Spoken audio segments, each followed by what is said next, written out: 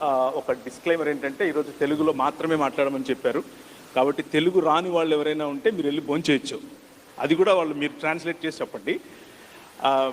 ఈరోజు శ్రీలేఖ గారు మీరు మా ముందు పాడటం, ప్రభువును గణపరచడం, మీతో కలిసి మేము కలిసి పాడటం మాకు చాలా ఆనందంగా ఉంది. మేము పాడామండి కూర్చుని, మీకు వినపడలేదు అంతే. ఈ మానిటర్స్ మీకు ఉన్నాయి కదా, అందుకు. సో ఎనీవేస్, ఈరోజు మనం కలిసి ఇక్కడ సెలబ్రేట్ చేసుకుంటున్నది ఒక మతం గురించి కాదు, ఒక మతంలో ఎవరో ఒక మత స్థాపకుడు వచ్చాడని కాదు, కానీ ఒక రాజు పుట్టాడు అన్న విషయాన్ని మనం సెలబ్రేట్ చేసుకుంటున్నాం. ఆ రాజును గురించినటువంటి అంశాలు మీ ముందు కొన్ని ఉంచాలి అని ఆశపడుతున్నాను.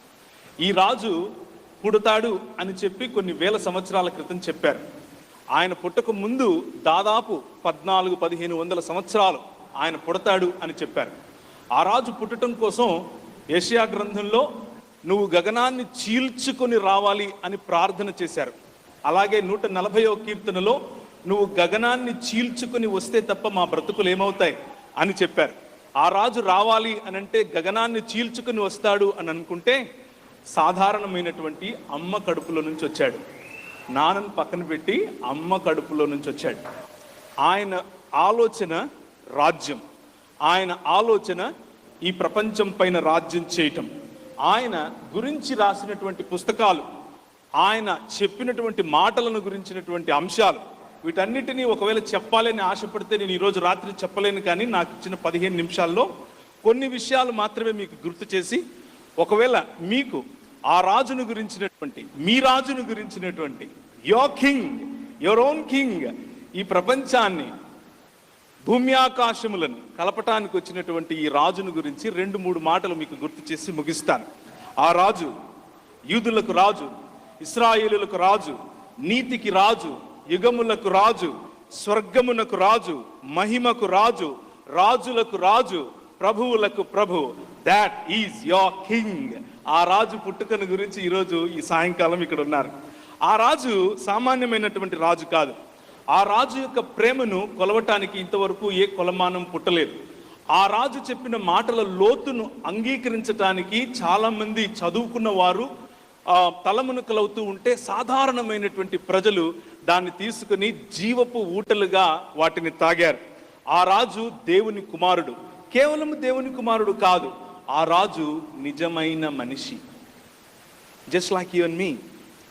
మనం చూసినటువంటి మనం విన్న పాటల్లోనూ, అలాగే మనం చూసిన స్కిట్లో కూడా ప్రధానంగా మనకు కనిపించింది పని చేసుకునేటటువంటి, మీలో చాలామంది నాలాగా మీలాగా పనికి సంబంధించినటువంటి వారు గొల్లలు, పేదరికానికి సంబంధించిన వారు మీరు నేను. మన బ్రతుకులు వెనుకకు ఒకవేళ ఒక 50-60 సంవత్సరాల వెనుకకు చూస్తే ఎలా ఉండేవో ఆ కుటుంబాలు. ఆయన మేడలు మిద్దెలు కోరుకోలేదు, సాధారణమైనటువంటి పని చేసుకునేవారు కలిసేటటువంటి ఒక సాధారణమైనటువంటి పశువుల పాకను కోరుకున్నాడు. దేవునికి ఒక ఆలోచన ఉంది. ఆ ఆలోచనను మనకు చెప్పాలి అని అనుకుంటున్నాడు. ఆ ఆలోచన చాలా సాధారణమైంది. ఏంటి ఆ ఆలోచన అనంటే, మీరు నేను మనుషులు, ఆయన స్వరూపము, ఆయన పోలిక.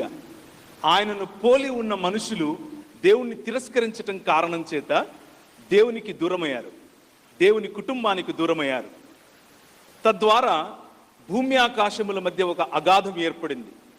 భూమి ఆకాశముల ఈ అగాధాన్ని తిరిగి జతపరచటానికి, మనిషిని దేవునితో కలపాలి, మనిషిని మనిషిగా మళ్ళీ పిలవాలి. ఆ నిజమైన మనుష్యత్వం వైపుకు మనిషిని పిలవటమే క్రిస్మస్ వెనుక ఉన్నటువంటి ప్రధాన లక్ష్యం. నీ రాజు ఈ మనిషిని మనిషిగా మార్చడం కోసం, మనిషికి నిజమైన మనుష్యత్వాన్ని నేర్పడం కోసం వచ్చినటువంటి రాజు. ఈ రాజు పాపుల రక్షకుడు. ఈ రాజు నాగరికతలకు కేంద్రం. ఈ రాజును పోలిన వాడు లేడు. ఈ రాజు సత్యం, ఈ రాజే మార్గం, ఈ రాజే జీవం. జీవాన్ని మనిషి కోల్పోయాడు. దేవుణ్ణి తిరస్కరించటం కారణం చేత మనిషి తన సొంత రాజ్యం కట్టుకున్నాడు. తన సొంత రాజ్యంలో violence, sexual abuse, body shopping తదితర మన కళ్ళ ముందు కనిపించేటటువంటి అనేక సిస్టమ్స్ మనిషి కట్టుకున్నాడు. ఆ సిస్టమ్స్ నుంచి మనిషి బయటికి రావాలి. ఆ సిస్టమ్స్ నుంచి మనిషిని విడిపించాలి. దానికి ఒకే ఒక్క మార్గం, ఇంతకుముందు మన ముందు మాట్లాడిన డిగ్నిటరీస్ మనకు గుర్తు చేసిన మార్గం, ప్రేమ మార్గం, క్షమా మార్గం, సహోదర భావం. అందరూ దేవుని స్వరూపము, దేవుని పోలిక అన్నటువంటి సందేశం. ఆ సందేశాన్ని తీసుకుని వచ్చాడు. ఎఫెసీయులకు రాసిన పత్రిక 1వ అధ్యాయం 10వ వచనంలో ఒక చక్కటి మాట ఉంటుంది. ఆయన పరలోకమందున్నవే గాని భూమి మీద ఉన్నవి గాని సమస్తాన్ని ఐక్యపరచటానికి వస్తున్నాడు. కొలసీలకు రాసిన పత్రిక 1వ అధ్యాయంలో కూడా ఇదే మాట కనిపిస్తుంది. ఆయనకు ముందు వెనుక పైన ఏ అధికారం లేదు. ఈ రాజు అన్ని రాజుల కంటే గొప్ప రాజు. ఈ రాజు హృదయాలను మాత్రమే ఏలే రాజు కాదు. ఈ రాజు సిస్టమ్స్ను మారుస్తున్నాడు. ఈ రాజు సమస్తమును ఇప్పుడు నూతన పరుస్తున్నాడు. ప్రకటన గ్రంథంలో ఈ మాటలు మనకు కనిపిస్తాయి. ప్రకటన గ్రంథం అంటే బైబిల్లో ఉన్నటువంటి ఆఖరి పుస్తకం. అందులో ఈ రాజు ఏం చెప్తున్నాడు అని అంటే, నేను సమస్తాన్ని నూతన పరుస్తున్నాను. దేవునికి దూరమైనటువంటి మనుష్యుల మధ్యలో వచ్చిన ఎడబాటు, దేవునికి దూరమై మనుష్యుడు సంపాదించుకున్నటువంటి హేట్రెడ్, మనుష్యుడు సంపాదించుకున్నటువంటి జాతివాదం, మనుష్యుడు సంపాదించుకున్నటువంటి కులవాదం, మనుష్యుడు సంపాదించుకున్నటువంటి మతవాదం, మనుష్యుడు సంపాదించుకున్నటువంటి హెచ్చుతగ్గులు, మనుష్యుడు సంపాదించుకున్నటువంటి ఒకరిపైన ఒకరు యుద్ధాలు చేసుకోవటం, రండి వారి కట్లు విప్పుదము అని భూరాజులు వాళ్ళు ఏర్పరచుకున్నటువంటి వారి సిస్టమ్స్లో ప్రజలకేదో ఉద్ధరించాలి అని అనుకుంటే, ఈ రాజు పశులశాలలో వచ్చి సాధారణమైనటువంటి మనిషిగా, నిజమైన మనిషిగా మన ముందు నడిచాడు. ఆ మనిషి ఈరోజు మనందరికీ ఎందుకని ప్రపంచమంతా ఆయన వైపు చూస్తోంది అన్న 1-2 నిమిషాలు మీరు గనక ఆలోచిస్తే దానికి కారణం ఒకటే. మొదటిగా ఆయన భూమి ఆకాశములను ఐక్యపరుస్తున్నాడు. రెండవదిగా మనుషులతో మనుషులను ఐక్యపరుస్తున్నాడు. మనుషులతో మనుషులను కలపటమే క్రైస్తవం. మనుషులతో మనుషులను కలిపే సందేశమే క్రిస్మస్ అనే సందేశం. ఈ రాజు అపూర్వమైన వాడు, ఈ రాజు సర్వోన్నతమైన వాడు, ఈ రాజుకు పోలిక లేదు. ఈ రాజు ఏ కుటుంబంలో అయితే పుట్టాడో ఆ దావీదు అనే ఒక రాజు ఈ రాజును గురించి ఏమంటాడు అనంటే, ఆయన చేతి పనులు ఆకాశమును చూస్తే తెలుస్తాయట. ఆయనను గురించినటువంటి మహిమ ఆకాశ విశాలములు కూడా వివరించలేవట. అంత గొప్ప రాజు పుట్టాడు. అంత గొప్ప రాజును గురించినటువంటి ఆయన రాకడను గురించి కనీసం 1400-1500 సంవత్సరాల క్రితమే చెప్పారు. ఆయన వచ్చిన తరువాత ఆయన ఈ ప్రపంచాన్ని మార్చాడు. తన మాటల ద్వారా మార్చాడు, తన జీవితం ద్వారా మార్చాడు, తన మరణం ద్వారా మార్చాడు. అక్కడితో సరిపోలేదు. ఆయన జీవం అని చెప్పి వదిలేశాను కదా. ఒక్కసారి ఆలోచించండి. బిలియన్స్ ఆఫ్ డాలర్స్ ఇన్వెస్ట్ చేసి ఇప్పుడు మనుషులను నెక్స్ట్ లెవెల్, లేకపోతే రీసెంట్గా ఒక ఆర్టికల్ చదివాను, మన బ్రెయిన్ ఒక చిప్లోకి తయారు చేసి దాన్ని రిటైన్ చేసుకుంటే బాడీలో మిగిలిన ఏమైనా కానీ సరే మనం ఇంకెప్పుడు చనిపోయినటువంటి జీవితంలోకి వెళతాం అన్నటువంటి ఆలోచన. మనం ఇంతవరకు చూసిన స్కిట్లో తారలను గమనించి వచ్చేవారు సైన్స్ను సూచిస్తారు. అది ఆయన వైపుకే దారి తీస్తుంది. మనం ఇంతకుముందు చూసిన స్కిట్లో సాధారణమైనటువంటి వారితో పాటుగా సైన్స్ను గమనించేవారు కనిపించారు. అయితే ఈరోజు ఏ సైన్స్ అయితే మనుషుడు ఎప్పుడూ చనిపోకుండా ఎప్పుడూ హెల్దీగా ఉండేటటువంటి జీవితం కావాలి అని ఆలోచిస్తూ పరితపిస్తూ మెడికల్ టెక్నాలజీ మొత్తం తిరుగుతోందో దానికి సమాధానం నిజమైన జీవం ఈ క్రీస్తు శిలువ మరణం తరువాత 3 దినములైన తరువాత యెహోవా సముఖమునందు ఆయన ముఖకాంతి యందు మనం బ్రతుకున్నట్లు, ఈ మానవ సమాజం మళ్ళీ నిజమైన మనుష్యులుగా బ్రతుకున్నట్లు ఆయన జీవాన్ని తిరిగి మరణాన్ని చంపి సంపాదించాడు. ఆయన రాకకు గల ప్రధానమైన కారణం మరణాన్ని చంపటం. మనుషులను చంపేవారు వస్తారు వెళతారు, మరణాన్ని చంపటానికి రావటమే క్రిస్మస్ వెనుక ఉన్నటువంటి ప్రధాన లక్ష్యం. మరణాన్ని చంపాడు, 3వ దినమున తిరిగి లేచాడు. ఇది ఒక మహా ఉద్యమం, ఇది ఒక మహా విప్లవం. ఇది మత మార్గం కాదు, ఇది ఒక ప్రధానమైనటువంటి మనుష్యులను తిరిగి మనుష్యులుగా చేసేటటువంటి ఉద్యమం. ఆయన బంధాలలో ఉన్నవాడిని విడిపిస్తాడు, దుర్భరులకు బోధిస్తాడు, యువతను ఆశీర్వదిస్తాడు, బీదలకు సేవ చేస్తాడు, వృద్ధులను గౌరవిస్తాడు, యెహోవా ఆత్మ నా మీద ఉన్నది, బీదలకు సువర్తమానమును ప్రకటించుటకును, యెహోవా హితవత్సరమును గూర్చి వారికి తెలియజేయటానికి, దుఃఖములో ఉన్న వారికి స్తుతి వస్త్రమును ధరింపచేయటానికి, బూడిదకు ప్రతిగా పూదండనివ్వటానికి నేను వచ్చాను అని ఈ రాజు స్వయంగా ఒకరోజు ఇలాంటి గ్యాదరింగ్లో నిలబడుకుని చెప్పాడు. ఆయన మాటలు నిజం, ఆయన చేష్టలు సత్యం, ఆయన సంపూర్ణమైనటువంటి పవిత్రమైనటువంటి మనిషి. ఆ మనిషి పుట్టుక, ఆ రాజు విజ్ఞానానికి పునాది, ఆ రాజు జ్ఞానానికి విజయోత్సవం, ఆయన విముక్తికి మార్గం, శాంతికి ద్వారం, నీతికి కేంద్రం, పవిత్రతకు మూలం, మహిమకు ద్వారం, శక్తివంతులకు కూడా ఆయనే అధిపతి. ఆయన విజేతలకు సైతం నాయకుడు, నాయకులకు సైతం నాయకుడు. అది నీ రాజు. ఆ రాజు పుట్టాడు మౌనంగా ఉండటానికి కాదు, సెలబ్రేట్ చేసుకోవటానికి. ఆ రాజు పుట్టుక నీ జీవితంలో ఎప్పటికీ మర్చిపోలేనటువంటి ఒక విషయాన్ని తీసుకొస్తుంది. మొదటిగా భూమి ఆకాశములను కలుపుతున్నాడు, రెండవదిగా మనుషులను మనుషులతో కలుపుతున్నాడు, మూడవదిగా నీ జీవితాన్ని తిరిగి కట్టడానికి సిద్ధంగా ఉన్నాడు. ఆయన ఇన్విటేషన్ చాలా సింపుల్. ఏంటంటే ఈ రోజు నుంచి, ఈ క్రిస్మస్ నుంచి నీ జీవితంలో వెలుగుతో కూడినటువంటి జీవం నీకు కావాలంటే, ఓటమి నుంచి ఎప్పటికీ మరిచిపోలేని విజయోత్సవంలో బ్రతకాలంటే, ఎంత కష్టం నీకు అనిపించినా, ఎంత కష్టంలో నువ్వు ఉన్నా, నీ జీవితాన్ని ఒక వెలుగుమయమైనటువంటి ఆశీర్వాదకరమైనటువంటి జీవితంగా మార్చాలి అనంటే, ఆ రాజు ఏమంటున్నాడు అనంటే, నేను నీకు ఎప్పటికీ చనిపోనటువంటి జీవితాన్ని ఇవ్వటానికి సిద్ధం అని అంటున్నాడు. నీ ఎప్పటికీ ఏ కరోనాకు, ఏ బ్యాక్టీరియాకు లోను కానటువంటి శరీరాన్ని నీకు ఇవ్వబోతున్నాను అని చెప్తున్నాడు.